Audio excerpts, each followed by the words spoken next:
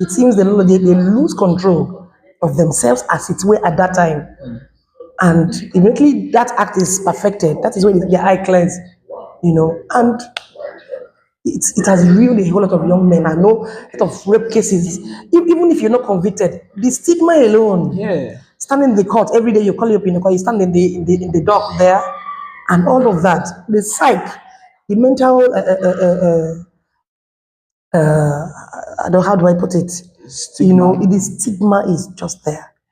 I want to come into this from a very different perspective, from a perspective that we barely talk about, probably because I am a male child. Okay. I once heard that the men can't establish a rape case in courts, that's one. And secondly, there are issues of false rape accusations. Of course. You would have it that this is my personal experience. I don't know if it is the experience of another person, but for the few number of men that I have spoken to, as well as the few number of women that I have spoken to, you would often hear them say things like, talk about their sex experience, and while at it, you hear them talk about how involuntary they were in engaging in it.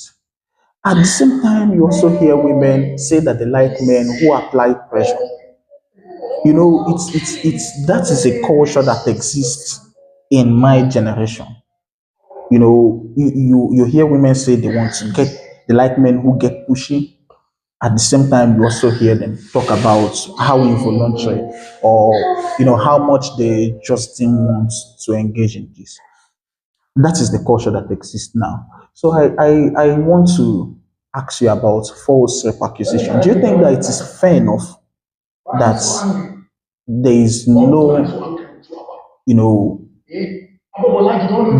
penalty attached to false rape accusation? Who said so? There is. False information is equally a criminal offense, punishable under the law. Yes. So if you accuse somebody falsely, at the end of the trial, it was established that it's not true, you can bring up on a charge of for false information. Yes. And when you pursue it, the person is convicted 2, 3 years, 5 years, depending on the level of damage. Exactly. Yes, it's punishable under the law. False information. Like I said, you stole my phone. I didn't steal my phone. At the end of the day, of course, you are entitled to bring up your complaint for false information. It's a criminal offense to go and take false information and to be the police or whatever authority to play false complaint is punishable under the law. Yes. So anyone who and you think the person didn't do it and is being accused falsely, yes, the law protects the person. Yes. The relevant laws that protect such a person from such. And of course, that is why it's even put in place. So people wouldn't just wake up from the blues and then bring up one of charges or accusation against somebody.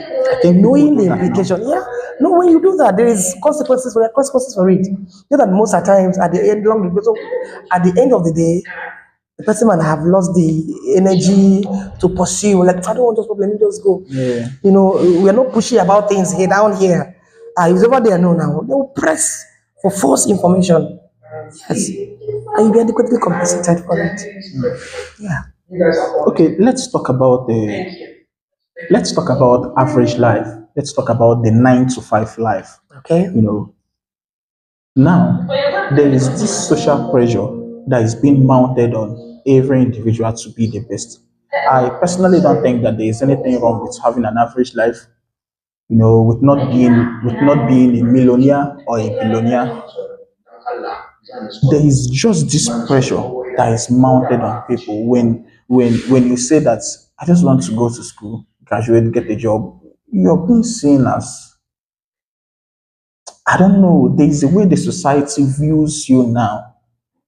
So do you think that all of these misconceptions, that it results as a failure from those that are parents now, that is maybe your generation, or that it is a failure from our own end? In all honesty, it is a failure on the side of the parents. It's parental failure. Whatever we see today, I attribute it 100% to parental failure. I'm a product of training. When the Bible says, train up a child in the way he should go, and when he is grown, he will not depart from it, is true. In fact, in my home back then, it was a crime to put on trousers. I never did wear a trouser, even all through my stay in university. Because even though I had one, I said, if I come to school, I will wear it. Each day I wear it and I want to go, I'm like, someone that knows me will see me. And God. Meanwhile, the north there, how many kilometers away from me? Yeah, and you're still. I am that, that fear was still, the first trousers I wore was bought by my husband. That was the first time I attracted my husband. They were like, so the first day, second, the third, they were like, And that was the period when it was a rave. I mean, if you don't wear trousers, you don't belong. But I couldn't, because that fear was there. A child should have fear. Not fear of the unknown, but knowing that there are consequences for bad behavior. Right? These days, people just let go of anything. Parents just are like, after all, his mates are doing it. He thought it's acceptable. No. Parents should be able to put their foot down and raise proper kids. And when the children grow, it's difficult. I mean, if you're raised properly, there is a level you can't go beyond. There's that check. You can't just go beyond a particular threshold. No matter the pressure. You say, no, this length, thus far I can't go further than this. It won't be that bad. But the truth is, the societal values have been so watered down. Parents are busy chasing money. Mothers are chasing money. Fathers are chasing money. The children are left by themselves, probably with house help, or they learn from their peers in school. And they come back in the evening, they are tired. I mean, this cell phone is another devil again. By the time they come back in the evening, they are reading the phone. And when children comes, please, wait. They are carried away. And you see the children growing by themselves. Before you know it, that child is long gone. By the time the parents realize that this child has gone bad, it's already late. And they'll be running from here to, I raised him, I provide. I mean, it's not true. We've had this argument over and over and over again. And I can say it is the failure of the parents. It's high time people begin to be intentional about parenting. Be it male child, be it female children. In the past, we're like, you don't know you're female. Sit properly, do this one. Like nobody was paying attention to the boys. For me, the narrative is treat every child equally. Because that male child will someday be a man. You get married to someone's daughter. So you won't only prepare the lady to marry. The guys too should be prepared also for the life in the future, for the life ahead. So you can be a proper man. So for me, parenting is something we do intentionally. It's not something we just gloss over or we do accidentally or just, whatever the day brings, we flow with it. Or whatever the tide brings, we flow with it. No. Parents should be intentional about raising their children. I mean, you can't give what you don't have. You can't give what you don't have. You must first of all equip yourself. Unfortunately, many parents themselves are disaster in themselves. I see people my age, the way they dress, it's really sickening. You can imagine a mother who is half naked. What kind of a child is that mother going to breed? So it's kind of snowball. It's a chain reaction. So by the time you have no value to pass to your children, those children grow like that by themselves and pass no value to their children. I mean, that is how the society has gotten to where it is today.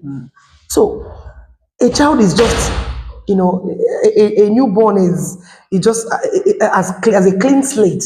Is what you put in that child, just like a computer. What are we putting in? They say the heart of a child is like a garden, a fresh garden.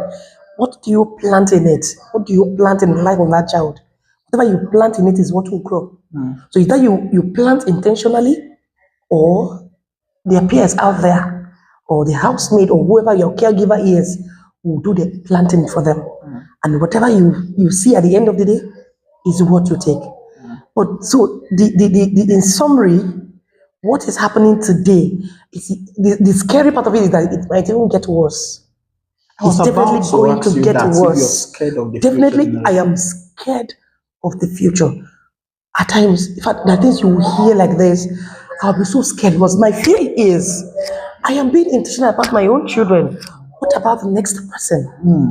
They meet in school, they stay in the same hostel, they grow up in the same environment. Exactly. Like my 3 children are in the boarding school. They are going to be friends. You know, with they're them. going to friends with those people who are from homes where nobody, where monsters are being raised. Unfortunately, so. So, but my joy is I am in constant connection with my children. Like on Saturday now, I'll be going for visiting day. We talk to them. We're constantly talking to them. In fact, my daughter, when she entered school newly, she was like, she used to hear her name, but me scream her name in her ears. You know, she come and tell me there are things that students are doing, their peers or her friends are doing. We're like, how can you do this? Like, if I do this, you know, it gives me joy that there is hope for me. So anywhere I find myself, I tell mothers, please, in all that I'm getting, don't lose these children. Because the truth is, by the time you pursue all the wealth you're pursuing and get all the wealth you're getting in this world, and you lose these children, all those wealth will mount to nothing. You can imagine, there's this my parents, because my parents are teachers. You know, back then in the north where we were living. So this particular man pampered so from the son. And you know, anytime you bring complaint, this body, this, you're like, ah no, don't take it serious. It was this same young boy that necessitated the death of the father because he wanted to enter university involved in armed robbery. By the time the father got to know about it, he couldn't take it. The man passed. As at today, that boy didn't finish school. He didn't graduate as a, I mean, he didn't graduate, no formal education, none of, he's just, you know. So people who are disasters today, they all came from home.